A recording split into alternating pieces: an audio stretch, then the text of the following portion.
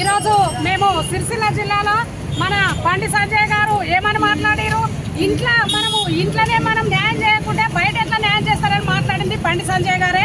ఆయన ఏమని చెప్పిండనంటే మన ఇంట్లోనన్నా న్యాయం చేస్తేనే బయట న్యాయం చేస్తారన్నాడు. ఇలా దుర్మార్గ పాలన రియల్ ఎట్లాగో మనము అంబేద్కర్ దగ్గర మనము పిలుపునిస్తామని చెప్పి ముందే వాళ్ళు తెలుసుకొని బీఆర్ఎస్ వాళ్ళు వీళ్ళు వస్తారని చెప్పి వీళ్ళు బీజేపీ వాళ్ళు వచ్చారు.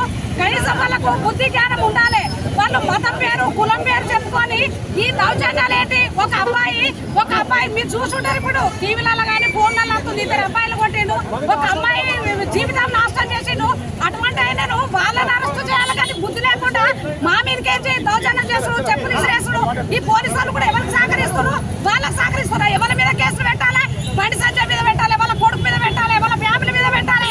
తెలివి ఉందా వాళ్ళకి? ఏమన్నా మాట్లాడేటప్పుడు కొంచెం ఆలోచించి మాట్లాడాలి. బండి సంజయ్ గారు ఖబర్దార్.